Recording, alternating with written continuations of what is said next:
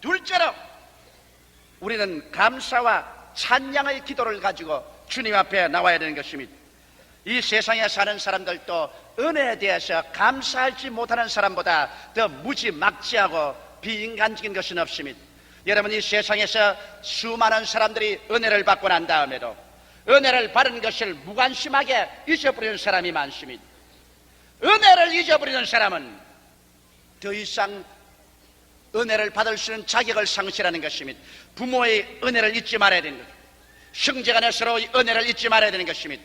그러나 일반적인 사람은 은혜를 받고 난 다음 그 은혜를 무시해버리고 마는 것입니다. 또 못된 사람은 은혜를 받고 난 다음에 은혜를 원수로 갚습니다. 은혜 받은 것을 자기가 인정하지 않으려고 은혜 받은 만큼 물고 찢고 원수로서 대적하는 못된 사람들도 있습니다. 그러나 참으로 하나님께서 귀하게 여기고 아름답게 여기는 존재는 은혜를 받고 난 다음 그 은혜에 대해서 감사하고 찬송하며 보답하는 삶을 살려고 하는 사람을 주님께서 돌보시는 것입니다. 여러분, 구약에서 하나님께서 내 마음에 가장 합당한 사람이라고 한 분이 다윗이었습니다. 다윗은 물론 살인죄도 지었고 간음죄도 지은 죄가 있습니다. 그러나 그것을 회개하고 자복하고 나올 때 하나님이 용서해 주었고, 하나님이 다윗을 귀하게 여기고 사랑해 준 이유는 다윗은 가장 하나님께 감사와 찬양을 많이 드렸습니다. 시편 거의 전체가 다윗이 지은 시인 것입니다. 거기에는 절절히 감사와 찬송으로 넘치고 있는 것입니다. 신약 성경에도 하나님께서 바울을 크게 들어 사용했는데, 여러분, 바울은 그 서 안에서 어느 곳이나 하나님에 대한 감사와 찬양으로 넘칩니다. 그가 빌립보에 가서 복음을 전가하다가 잡혀서 감옥에 들어가 깊은 감옥에 차고에 묶였습니다. 그가 시련을 당하여 많이 얻어맞고 등이 터지고 피투성이가 되었음에도 불구하고 원망 한마디 하지 않고 밤중에 신라와 함께 하나님께 기도하고 여호와를 찬미했습니다. 그 찬송 소리에 하나님께서 얼마나 감동했던지 하나님께서 두 손을 들어서 빌립보의 옥터를 뛰어 흔들어버리며 빌립보시에 큰 지진이 일어나서 모든 옥문이 열리고 차고가 다 풀려버리고 마는 것입니다. 빌립보 4장 6절에 아무것도 염려하지 말고 오직 모든 일에 기도와 간구로 너희 구할 것을 감사함으로 하나님께 하리라고 말한 것입니다. 우리 사람들은 옛날에 받은 은혜는 쉽게 잊어버리고 현실에 당하는 고통 가운데서 원망하기는 대단히 즐거워하고 원망을 쉽게 합니다. 그러나 우리가 하나님 앞에 응답받는 기도를 하기 위해서는 과거에 하나님께로부터 받은 그 은혜를 감사하는 여러분 되시기를 주의 이름으로 축원합니다. 감사로 제사를 드리는 자가 나를 영화롭게 하나니 그 행위를 옳게 하는 자에게 하나님의 구원으로 보이리라고 말씀하셨습니다. 여러분, 우리 과거를 한번 돌이켜 보십시오. 우리 삶의 일기장의 페이지를 마음속에 돌아볼 때 감사할 일들이 한두 가지가 아닙니다. 이러한 것은 우연하게 여러분 기억 속에 기록된 것은 아닙니다. 하나하나 덜 추원해서 우리 하나님 앞에 감사하고 찬양하고, 그리고 하나님께서 또다시 그 감사할 수 있는 위대한 조건으로서 응답해 주시기를 기도할 때 하나님께서 응답하시는 것입니다. 셋째로 우리가 기도할 때 믿음의 기도를 해야 되는 것입니다. 수많은 사람이 요행을 바라고 기도합니다. 의심하면서 기도합니다. 불평과 원망하면서 기도합니다. 대개 제가 많은 편지를 받고 보면 왜 하나님께서 내게 응답하지 아니하십니까? 라는 그 편지에 원망과 불평이 꽉 들어차 있습니다. 대개의 편지에는 나는 하나님을 안 믿을까 봅니다. 이제 믿는 것도 지쳐버렸습니다. 이러한 내용들이 기록되는 것입니다. 이것은 불신앙의 기도를 했기 때문에 그것이 결과로 편지에 그렇게 기록되어 나오는 것입니다. 여러분, 히브리서 11장 29절에 믿음으로 저희가 홍해를 육지같이 건너시나 애굽 사람들은 이것을 시험하다가 빠져 죽었다고 말한 것입니다. 오늘 여러분, 우리 하나님 앞에 우리가 나와서 기도한다고 해서 모두 다 믿음으로 기도하는 것은 아닙니다.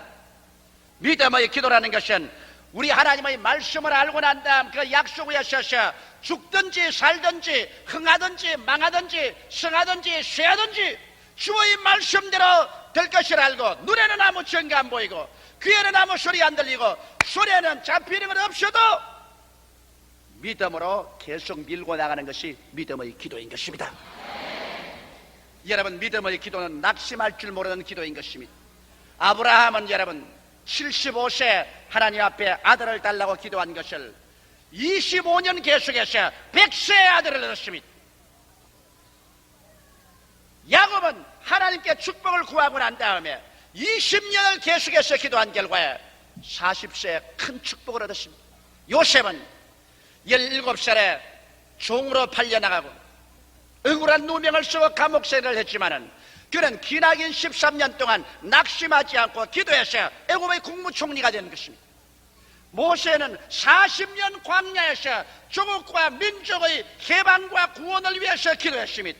하루가 아닌 40년의 기도에 그 나이 80이 되어서 응답을 받은 것입니다. 한 두어 달 기도하고 난 다음 응답이 오지 않는다고 하나님이 어디 살아계시느냐 믿을 필요도 없다, 그만 집어치워버리겠다는 것은 아직까지 기도의 기억, 니은, 뒷근도 배우지 못한 사람인 것입니다. 하나님께서는 어떤 때는 여러분 때를 따라 모든 것을 아름답게 하기 때문에 때가 오지 않았으므로 기다릴 때도 있습니다. 어떤 때는 우리가 진실로 깨어져서 올바른 신앙의 바탕 위에 서야 응답해 주기 때문에 기다릴 때도 있는 것입니다. 성경에는 야고보서 1장 6절로 8절에 말하기를 오직 믿음으로 구하고 조금도 의심하지 말라. 의심하는 자는 마치 바람에 밀려 요동하는 바다 물결 같으니 이런 사람은 무엇이든지 주께 얻기를 생각지 말라. 두 마음을 품어 모든 일에 정함이 없는 자라고 말하고 있습니다.